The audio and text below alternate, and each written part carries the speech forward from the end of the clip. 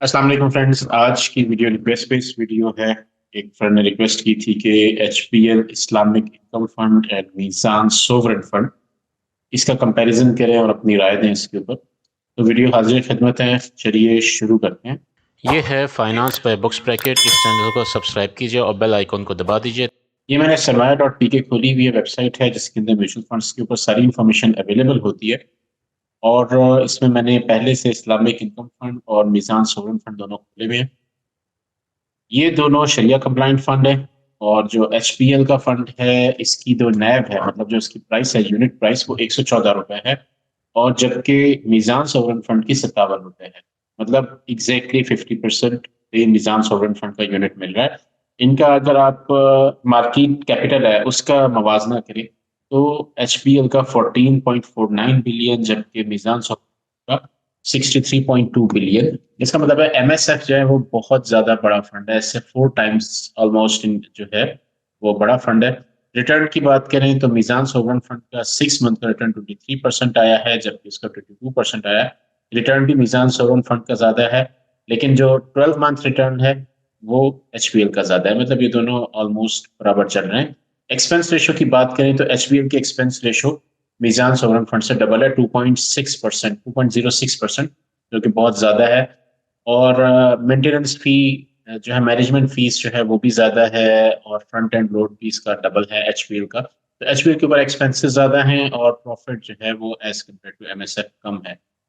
Asset distribution को हम आगे देखेंगे। ये एचपीएल की रिपोर्ट से हम देख लेते हैं। जो फंड मैनेजर रिपोर्ट है उसको थोड़ा सा मजीद एनालाइज करने की कोशिश करते हैं। इनके नेट एसेट जैसे बताया 14 बिलियन रुपीस हैं। लॉन्च डेट इसको जो है 10 साल तकरीबन होने वाले हैं। 28 मई को लॉन्च हुआ था। और इसकी मैनेजमेंट फीस 0.875% है। और इसके अलावा बाकी चीज़ अगर हम देखें जनरल चीज़ों में, शरिया कंप्लाइंट है, ओपन एंड है। और इसने अपने बेंचमार्क से ज़्यादा परफॉर्मेंस दिया। आमतौर पर बेंचमार्क से सारे फंड ज़्यादा ही परफॉर्मेंस देते हैं क्योंकि उन्होंने बेंचमार्क से ऐसा सेलेक्ट किया होता है जो कि जिसके अंदर वो जिसको compete कर सके। अभी उन्होंने टॉप 10 होल्डिंग्स दिखाई हुई है सकूक की। इसने सकूक बॉन्ड के अंदर इन्वेस्ट किया हुआ है। ये जीओपीआई है, सकूक बॉन्ड सबसे ज्यादा जो उन्होंने लिया हुआ है। के इलेक्ट्रिक के लिए हुए, हब पावर के लिए हुए, लकी सीमेंट के लिए हुए, और इसी तरह ओबीएस एजीपी के लिए हुए। ये इन्होंने पूरी बताई हुई है किस किस के उन्होंने सकूक बॉन्ड लिया है। सकूक बॉन्ड के बारे में मैंने आपको बताया था, ये इस्लामी असूलों के मुताबिक बॉन्ड्स हैं, बॉन्ड्स की तरह ही हैं। प्रॉफिट आपको देते हैं, इनकी मेच्योरिटी होती है, उसी हिसाब से ये चलते हैं। यहाँ पे उन्होंने रिटर्न बताया हुआ है, एसेट एलोकेशन बताई हुई है। कैश के अंदर इनकी 47% है। और जबकि सकूक के अंदर 14% है। इस तरीके से एमएसएफ का भी हम देख लेते हैं यहाँ से। ये एमएसएफ की रिपोर्ट है। मॉडरेट फंड है, रिस्क मॉडरेट है, इसका ओपन एंड फंड है। इनकम मार्केट में वर्क करता है, AM1 रेटिंग है, मतलब ये रेटिंग के हिसाब से दोनों सेम है। और एसेट्स जो है इसके ज़्यादा है, मैंने आपको बता दिया है। और इसके अलावा इसके जो रिटर्न्स हैं वो 21% 1 मंथ का है, 23% 3 मंथ का है, 22% 6 मंथ का है। इनके return as compare to HPL से थोड़े से बेहतर थे और थोड़े से ज़्यादा थे। मैंने बताया हुआ इसके की बेनिफिट क्या है कि कैपिटल को प्रिजर्व रखते हैं। Primary investment securities issued by government of Pakistan. ये जो है इनकी प्राइमरी इन्वेस्टमेंट जो है गवर्नमेंट सिक्योरिटीज ऑफ पाकिस्तान के अंदर होता है। अब हम आके इसके पे आउट्स को देखते हैं, ये पे कितना करते हैं। मीज़ान सोवरन फंड जो है साल में एक दफा पे करता है। और 16 जून को उसने लास्ट टाइम पे किया था 7 रुपए। 7 रुपए का मतलब है तकरीबन 14 से 15% इन्होंने पे किया था डिविडेंड अपना ईयरली। 22 में 4.1% था, उससे पहले 3.8% था। इस तरीके से ये पे करता है साल में एक दफा। यही चीज अगर हम एचवी और इस्लामिक इनकम की देखें तो इनकी जो पेमेंट है 17.5%, मतलब ये भी अराउंड 15% के आसपास ही गया है। और जून में 10.3। एक बात ध्यान में रखें, ये एचपीएल जो है 17.5 का मतलब ये नहीं है कि इसने एमएसएफ से ज्यादा दिया है। हालांकि देखिए एमएसएफ ने जो पे किया था वो आपको किया था 7 रुपए, लेकिन उसकी जो नैब है वो 50 रुपए। अगर आपने 100 रुपए के 2 यूनिट लिए हुए और आपको जो मुनाफा मिला है एमएसएफ के अंदर वो 14 रुपए मिला है, तो यहाँ पे आपने 100 रुपए का एक यूनिट लिया हुआ है और आपको जो मुनाफा मिला है 17 रुपए मिला है। तो इस तरीके से आपको इक्वल टर्म्स के ऊपर चेक करना चाहिए। यहाँ पे फंड मैनेजर रिपोर्ट्स थी। और ये देखिए इसकी नैब इस तरीके से चल रही है, बढ़ती जा रही है। अगर हम इसको 1 ईयर पे करें तो यहाँ पे ये साल बाद जो है डिविडेंड देती है, और डिविडेंड दे के यहाँ से डिडक्शन हो जाती है। बहुत सारे लोग मुझसे टैक्स के बारे में सवाल करते हैं कि टैक्स की डिडक्शन कैसे होती है।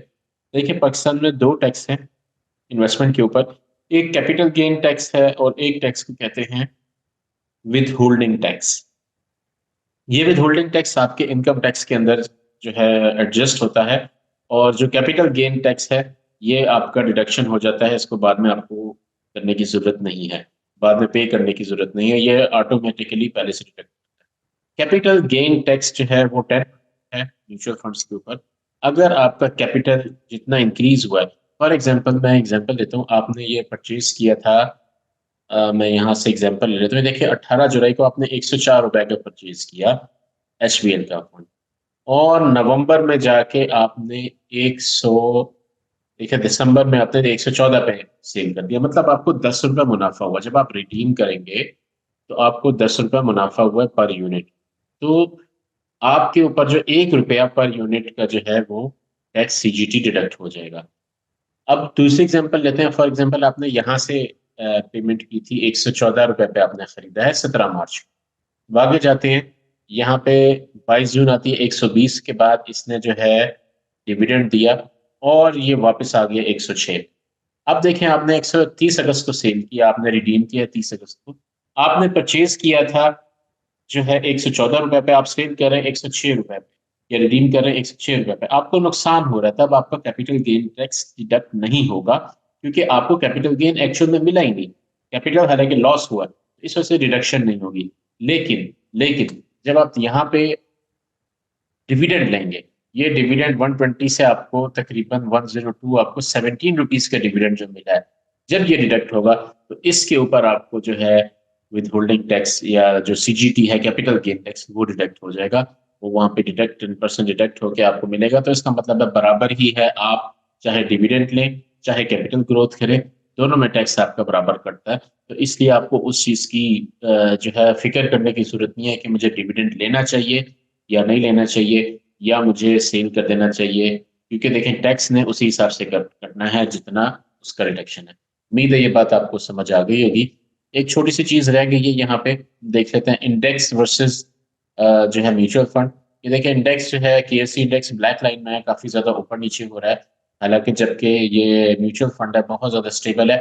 ये देखिए स्टॉक मार्केट को फॉलो नहीं करता, तो ये रिस्क भी नहीं है और प्रॉफिट भी नहीं है। देखिए यहाँ पे कितना प्रॉफिट है, और लॉस भी किस किस तरीके से ऊपर नीचे जा रहा है। यहाँ पे आप देखें फॉर एग्जांपल ये 1 महीने की है। अगर किसी ने स्टॉक मार्केट में 13 नवंबर को इन्वेस्ट किया होता, तो उसकी इस टाइम जो है तकरीबन 6% तक जो है डिडक्शन हो चुकी होती, 6 टाइम्स जो है उसका प्रॉफिट नेगेटिव हो चुका होता। इसी तरह जिसने 19 दिसंबर को परचेज किया वो आज प्रॉफिट में होगा। लेकिन ये जो बैंक है इसके अंदर कोई ऐसा नहीं है, ये बराबर ग्रीन लाइन देखिए स्ट्रेट चल रही है, ये लो रिस्क है। इसका मतलब होता है, इसको कहते हैं लो रिस्क। तो इसका भी हम देख रहे हैं म्यूचुअल फंड के साथ इसका क्या मुवाजना है। ये देखें ये भी बिल्कुल स्ट्रेट लाइन है ग्रीन में, और जो स्टॉक मार्केट है वो ऊपर नीचे हो रही है। तो इस तरीके से इसको कहते हैं, ये जो है लो रिस्क फंड है, और इसके अंदर आपका कैपिटल प्रिजर्व रहता है। एक बात ध्यान में रखिए, लो रिस्क फंड होने से जो है फायदा ये होता है कि आपका कैपिटल प्रिजर्व रहता है। इसलिए इन म्यूचुअल फंड में सिर्फ वही इन्वेस्ट करें जो कि आपके पास इमरजेंसी फंड हो, उसके अलावा इन्वेस्ट ना करें ज़्यादा बेहतर है, क्योंकि इतने अच्छे ज़्यादा रिटर्न ये नहीं देते। आजकल तो रिटर्न बहुत अच्छे आ रहे हैं फॉर द टाइम बीइंग, क्योंकि कैबोर रेट्स बहुत ज़्यादा हाई हैं, इसलिए जो है इनके रिटर्न अच्छे हैं। वरना जैसे ही कैबोर रेट नॉर्मल पे जाएंगे तो ये सारे इनके रिटर्न कम। एंड में एक चीज मेरे भाई ने कही थी कि इन दोनों को कंपेयर करें। देखें कंपैरिजन में सबसे इंपॉर्टेंट चीज होती है आपकी क्या जो है टूल्स क्या है, उस हिसाब से आपको कंपेयर करना होता है। ये देखें यहाँ पे कंपैरिजन खुला हुआ है। अब देखें अगर आपका प्रॉफिट कंपैरिजन है तो यहाँ पे मुझे नजर आ रहा है कि एचबीएल ने एक साल में कम प्रॉफिट दिया एमएसएफ से, और एमएसएफ बड़ा फंड दिया है। और दूसरा इसकी जो एक्सपेंस रेशियो है, देखें सबसे ज्यादा चीज ये डिडक्शन जो करते हैं वो एमएसएफ की कम है। तो मैं अगर एमएसएफ और एचपीएल इस्लामिक इनकम फंड में से जाकर देखूंगा तो प्रॉफिट के लिहाज से मुझे एमएसएफ ज्यादा बेहतर लगता है। दोस्तों, ये थी आज की वीडियो। मेरे साथ बंदे रहने का शुक्रिया। उम्मीद है आपको पसंद आई होगी। नेक्स्ट वीडियो में मुलाकात होगी। अल्लाह हाफिज।